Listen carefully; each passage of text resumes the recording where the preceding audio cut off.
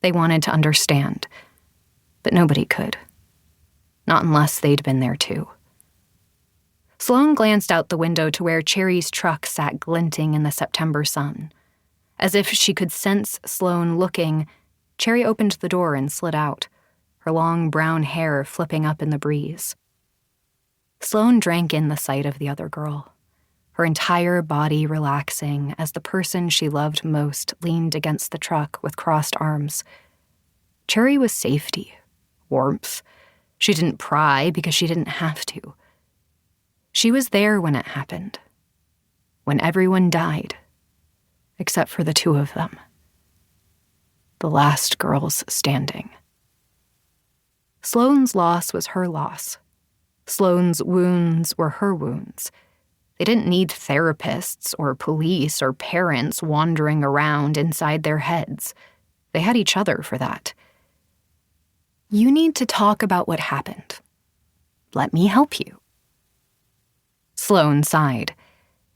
It wasn't that she didn't like Beth. She did. Or that she didn't think Beth meant well. She did. Sloan just didn't see the point. Help with what? She asked softly.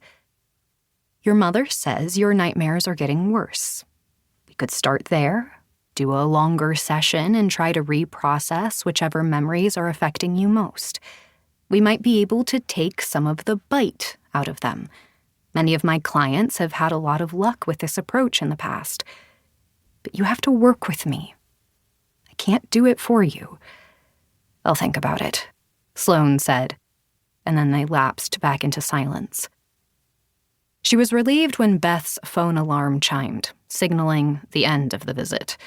The truth was that Sloan wasn't sure she wanted to take the bite out of her memories, to reprocess them or share them with anyone else, because what she remembered most from that day wasn't fear.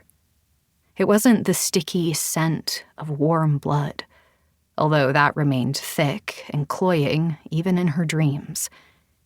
And it wasn't even the pain of the cut in her skin. No. What she remembered most was love. 2. Cherry pulled open the driver's side door before Sloan was even down the concrete steps of the Smith Medical Building.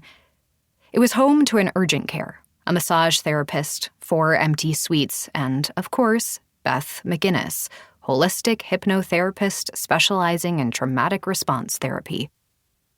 How was the head shrinker? Cherry teased as Sloan slid across the long bench seat of her old F-150. Sloan didn't know anything about trucks, and she gathered Cherry didn't either, given that the passenger side door had been stuck shut for as long as Sloan had known her. The truck had originally belonged to Cherry's dad, and her mom had passed it on to her when he died a few years back. Sloan didn't know if it was a sentimental thing or a money thing that kept them in that truck. Maybe a little of both. Shrinky, Sloan answered. I don't know why your mom keeps making you go. Cherry shifted the truck into drive and slowly pulled out of the parking lot. Sloan threaded her fingers between Cherry's and let all the tension bleed from her body. Probably because if I had to write an essay about what I did on my summer vacation, it would say, survived a mass murder, Sloan said, attempting to make air quotes with her free hand. You know it freaks her out. Then maybe she should see someone and leave us alone for once. Sloan liked the way Cherry said us, the way she always combined them into one now. Nothing happened to Cherry or to Sloan. It only happened to both of them, as if what happened that day at camp had fused them somehow.